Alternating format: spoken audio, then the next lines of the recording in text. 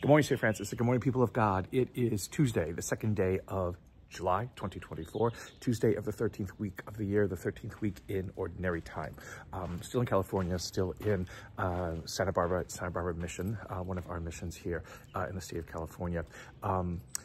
Today is the profession of vows, the first vows for our novices, Dan and Richard. So we're preparing to celebrate that, I think, at 10:30 Pacific time today.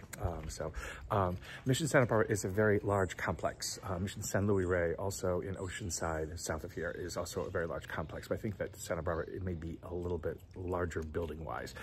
Land-wise, San Luis Rey, I think, is larger. But a series of courtyards surround the different different buildings, many of which were rooms for friars, at one time long ago. Now they house different offices and different activities that happen here at the parish, as well as at the mission here at Santa Barbara. And each of the courtyards has a lovely fountain, like this one over here. So quite a beautiful place. You can come. There are guest rooms here too, that you can come and stay if you want to come to Santa Barbara and just to see what goes on over here.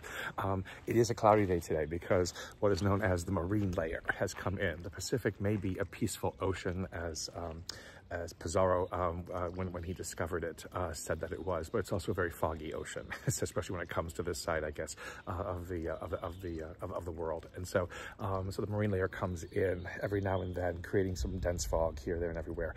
But it usually burns off by about noon or so, by midday or so. So we'll wait to see what happens if the sun comes out again. All that's here, and again, still incredibly temperate. In fact, it was very, very even cold yesterday. So it'll be a wonderful relief from Raleigh to have this kind of nice temperature that's here in Santa Barbara. But our readings for today on this 13th, Tuesday of the 13th week of the year, the prophet Amos, God speaks to the prophet Amos once again, basically telling Israel that it did not listen, and it continues not to listen. And again, if it wants to walk in God's ways, it's going to also have to deal with how God responds to the fact that Israel does not listen. And so basically God speaks through Amos about all these things that don't happen when you don't listen, and that that could happen if you did. And basically the long and short of it is basically that God is now going to come to punish Israel in some ways, and that God is the one who's going to do this, and God is the one who's going to teach Israel again the importance of listening, the importance of recognizing the fact that you have a relationship with something that is greater than yourself, and something that you need to pay attention to take seriously. And again, this is all being done as the kingdom of Judah, again, the southern kingdom of Israel, which remained after the kingdom of Israel, disappeared, the northern kingdom of Israel disappeared, still is not following God's law, and is trying again to follow other kinds of gods and goddesses, and then follow the cultural practices of people who are not a part, of God's covenant yet. And so God needs to deal with this. And again, it's just the kind of thing where God needs to deal with it. And God is going to deal with it in a very aggressive way. Because unfortunately, it seemed as though that's what Israel needed most of all at this time. It's an aggressive God to deal with their inability to listen and their inability to care. And the fact that God has done great things for them, and that God created a people out of what were just a band of slaves. And that God basically has said, "You are mine always." To basically just dismiss that and not paying attention to it is again what God finds troublesome. And in the end of this passage, basically, God says to Amos that prepare to meet your God, which again is not something that's an invitation to joy and to wonder and beauty. It's now going to be a threat in some ways, and so again, that's where the prophet Amos leaves us today. And again, it leaves us again always wondering again, how seriously do we take our relationship with God?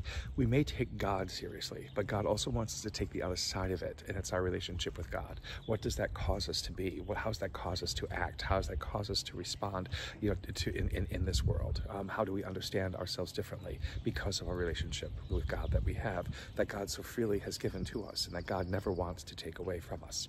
In Matthew's gospel today, we hear what we heard in Luke's gospel a couple of weeks ago, and that is the narrative on the Sea of Galilee when the storm comes up and Jesus is in a boat with the apostles and the boat is rocked back and forth, and you know, the apostles are screaming and everything else like that and asking Jesus for help, and basically Jesus says, you know, why do you have little faith? You know, why do you not think that I can help you? Why do you let, you know, again, what is immediate basically throw you into chaos?